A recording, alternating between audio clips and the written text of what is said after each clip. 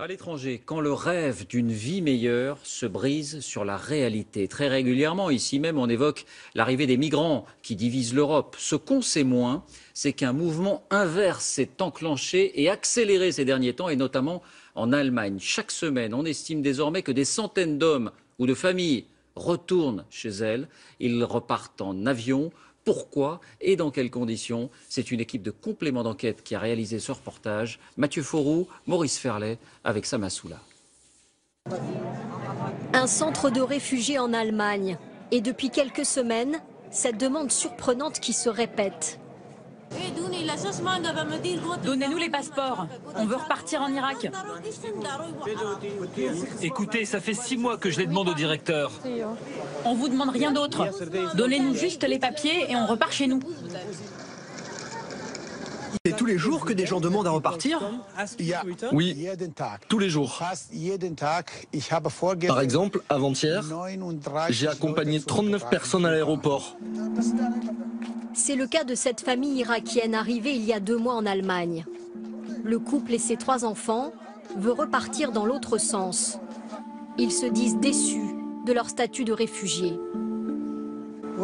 Si on attendait un peu, les enfants pourraient aller à l'école, apprendre la langue, avoir la nationalité allemande.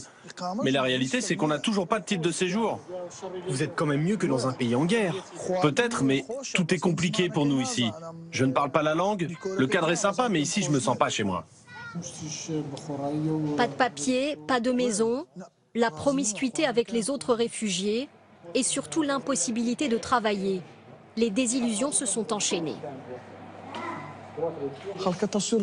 Moi, je suis venu parce que j'avais vu les belles photos sur Facebook envoyées par les Irakiens qui étaient ici. Ils disaient qu'on peut toucher 2000 € par mois en bossant chez BMW, avec des beaux collègues blonds aux yeux bleus. J'espérais travailler, toucher un beau salaire, sauf que c'est pas du tout le cas et que je fais rien de mes journées.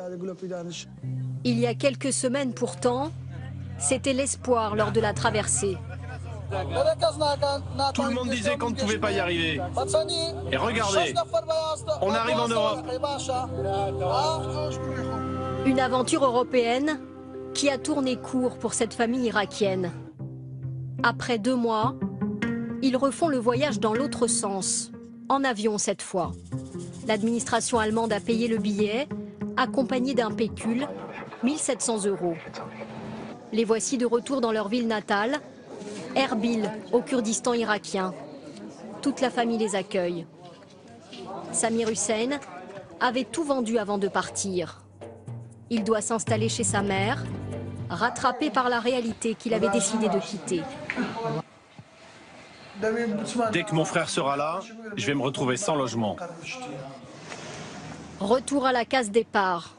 L'ancien migrant retrouve le marché où il travaillait.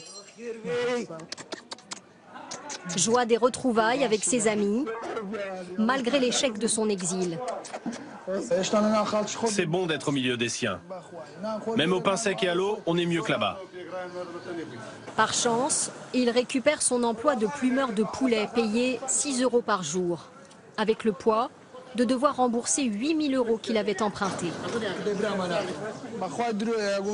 J'ai passé des mois ici à bosser pour payer le voyage. Et aujourd'hui, je regrette d'avoir dépensé tout cet argent pour me retrouver ici, à la case départ, dans cette situation. Son amère expérience est pourtant loin de décourager les candidats à l'exil. Son propre frère se prépare à partir pour la France. On dit que là-bas, tu n'as qu'à t'allonger et que le gouvernement paye pour toutes tes dépenses. En Europe, on est beaucoup mieux qu'au Kurdistan irakien. Il peut dire ce qu'il veut, mais moi je pars.